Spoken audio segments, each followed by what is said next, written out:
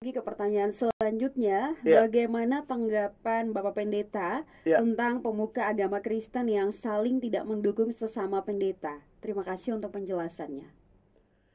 Pemuka agama Kristen yang tidak saling mendukung sesama pendeta, pendapat saya ialah kalau karena iri hati, jelas itu berdosa. Ya, sebab tidak mungkin seseorang bisa diangkat Tuhan, dipakai Tuhan, kalau bukan dikaruniakan dari sorga. Satu kali murid-murid Yohanes Pembaptis itu datang kepada Yohanes lalu melaporkan tentang terobosan yang dilakukan Tuhan Yesus dan tim. Kelihatannya murid-murid Yohanes Pembaptis ini iri hati ya. Dari mana kita tahu? Mari kita lihat di dalam Yohanes pasal 3 mulai ayat 26. Lalu mereka datang kepada Yohanes dan berkata kepadanya, Rabi, orang yang bersama dengan engkau di seberang sungai Yordan, dan yang tentang dia engkau telah memberi kesaksian, dia membaptis juga, dan semua orang pergi kepadanya. Jadi, dari informasi yang dibawa oleh murid-murid Yohanes Pembaptis ini, kelihatan sekali seolah-olah, waduh, ini kan yang dibaptis oleh guru kita, Tuhan Yesus ini. Kok sekarang pengikutnya lebih banyak, seolah-olah pengaruhnya, popularitasnya lebih naik dibanding guru kita. Tapi Anda lihat jawaban dari pemimpin luar biasa. Maka pendeta-pendeta yang suka iri hati karena lihat pendeta lain dipakai Tuhan, gerejanya diberkati Allah. Anda perlu ingat selalu cara Yohanes Pembaptis menjawab murid-muridnya. Ini harus menjadi prinsip yang kita pegang supaya kita berhenti iri hati kepada orang lain, apalagi sesama pendeta. Anda lihat jawaban Yohanes Pembaptis. Ayat 27 jawab Yohanes, tidak ada seorang pun yang dapat mengambil sesuatu bagi dirinya kalau tidak dikaruniakan kepadanya dari sorga. Jadi sebenarnya pendeta yang baik, kalau melihat pendeta lain dipakai oleh Tuhan, kita harus ingat kenapa dia semakin dahsyat, kenapa gerejanya semakin berkembang, kenapa dia semakin diundang kemana-mana, kenapa pelayanannya semakin naik, semakin berkembang ke kiri, ke kanan, ke muka, ke belakang. Ayat ini berkata, Yohanes bilang, tidak ada seorang pun yang dapat mengambil sesuatu bagi dirinya kalau tidak dikaruniakan kepadanya dari sorga. Ingat, talenta itu dari Tuhan. Dan definisi talenta ialah segala sesuatu yang Allah berikan kepada kita harus kita pakai kembali untuk kemuliaan namanya. Segala sesuatu loh. Kepintaran, fasilida, ya, jemaat tambah banyak, atau pendetanya semakin diberkati secara materi. Lalu ada pendeta lagi yang sudah khotbah jago, menyanyi jago, main musik jago, dapat istri cantik, anak-anak diberkati, rumah juga Tuhan kasih, mobil Tuhan kasih, ya, dan lain sebagainya.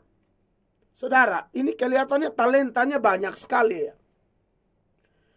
Dan sebenarnya ini tidak ada masalah. Karena prinsip Tuhan ialah bahwa kepada yang diberi banyak akan dituntut banyak. Banyak orang kan suka orang tertentu ya. Tentunya yang belum belajar firman, tidak mendalami firman, dia gampang sakit hati. Karena melihat, oh, teman seangkatan dengan dia, ya, seumuran, kawan SMP atau kawan SD atau kawan SMA. Kenapa dia sekarang sudah naik sekali, diberkati luar biasa. Bahkan ada sama-sama sekolah teologi di sekolah yang sama, tapi satu diangkat Allah, satu tidak, atau pas-pas. Satu seolah-olah talentanya banyak, tapi yang satu kok talentanya cuma sedikit. Makanya dalam perumpamaan talenta itu ada yang 5, ada yang 4, ada yang 2, ada yang 1. Pokoknya intinya pasti kita punya talenta. Hanya jumlahnya itu terserah sang empunya talenta, yaitu Bapa di sorga. Dia mau kasih berapa, suka-suka Bapa. Maka kita tidak perlu iri hati, lalu tidak mendukung atau kita berusaha menjatuhkan, menjelekkan pendeta lain. Ini karena dalam konteks pertanyaannya tentang pendeta. Padahal talenta itu sebenarnya luas. Semua orang percaya, bukan cuma pendeta. Ya, kalau ada orang yang sudah dikasih tampan, cantik, pintar, kaya, ya, apalagi macam-macam. Oh, itu harusnya dia harus sadar itu talenta yang harus dipertanggungjawabkan suatu saat.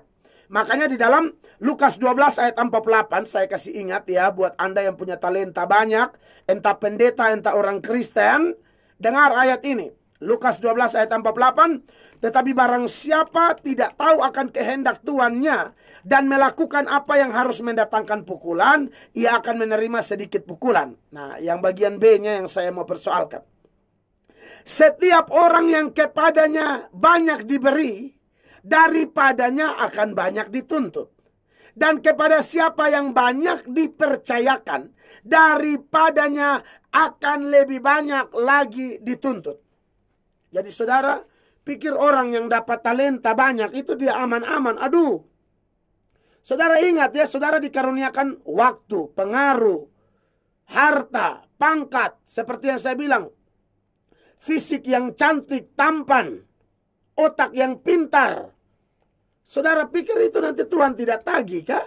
Tuhan tidak tanya. Tuhan akan tanya suatu saat ketika kita meninggal. Tuhan tanya, itu pintar kau pakai buat apa?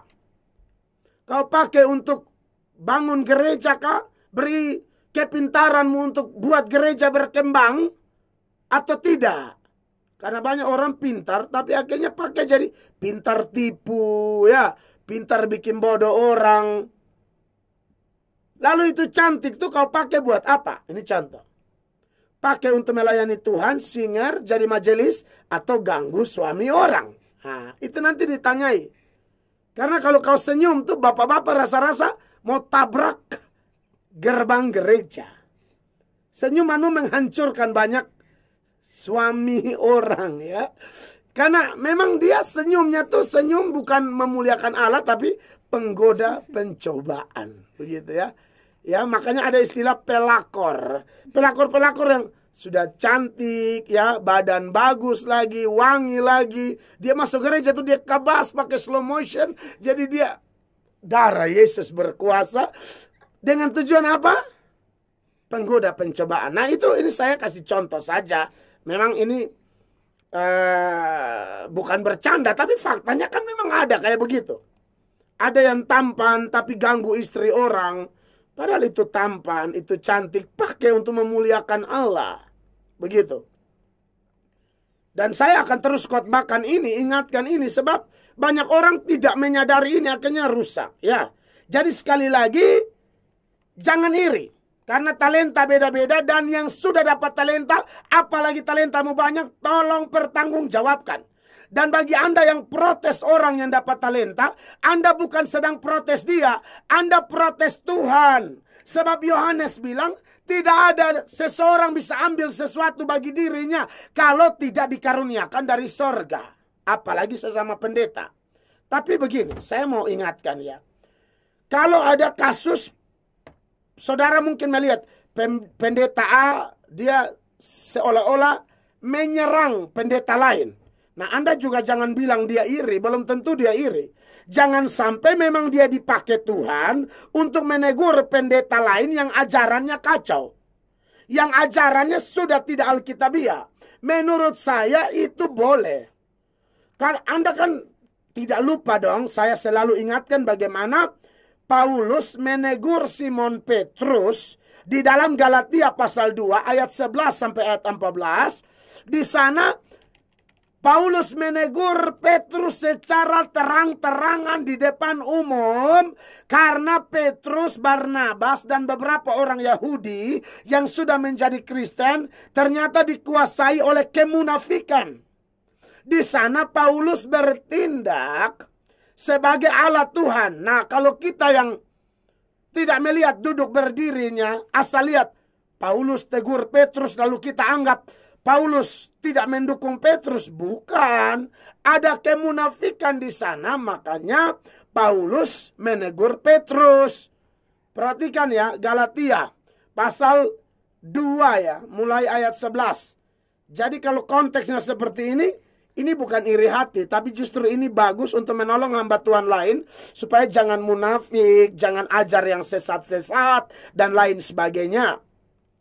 Ayat 11 Galatia 2. Tetapi waktu Kefas datang ke Antiokhia, aku berterang-terang menentangnya sebab ia salah. Paulus menentang Petrus sebab Petrus salah. Ya. Salahnya kenapa? Ayat 12.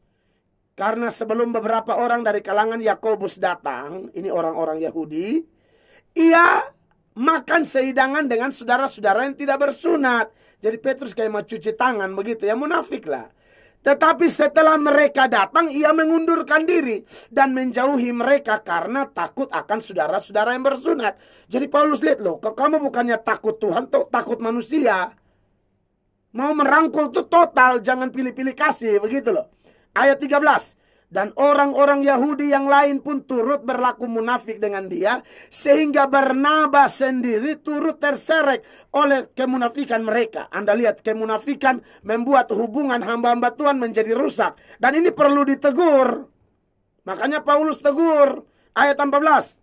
Tetapi waktu kulihat bahwa kelakuan mereka itu tidak sesuai dengan kebenaran Injil, aku berkata kepada Kefas di hadapan mereka semua, jika engkau seorang Yahudi hidup secara kafir dan bukan secara Yahudi, bagaimanakah engkau dapat memaksa saudara-saudara yang tidak bersunat untuk hidup secara Yahudi?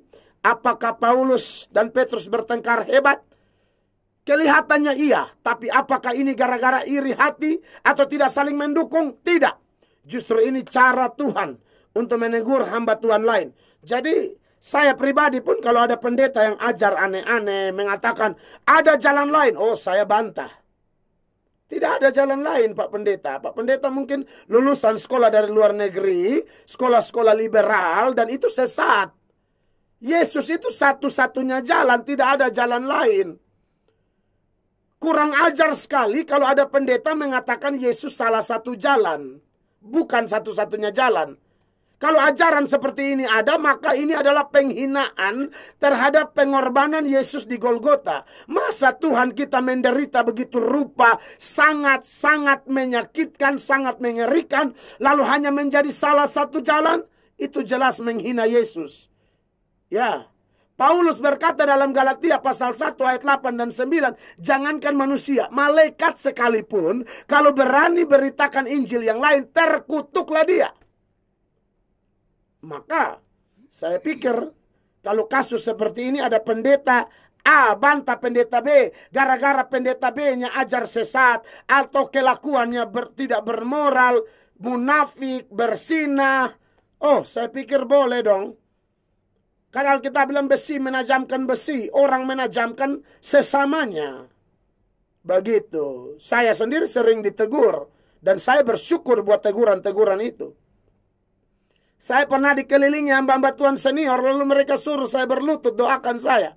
Karena mereka lihat, saya waktu awal-awal berkhotbah semangatnya tinggi, pengetahuannya kurang. Di situ saya mulai belajar, tambah. Makanya sekarang agak mendingan lah. Dan saya akan belajar lagi. Begitu. Banyak kok teguran-teguran kepada saya dan bagus sekali. Kan teguran itu Tuhan pakai. Dan mereka saya rasa sekali tegurannya penuh kasih ya. Kira-kira itu yang bisa saya tanggapi dari pertanyaan Anda ya. Kiranya bermanfaat. God bless.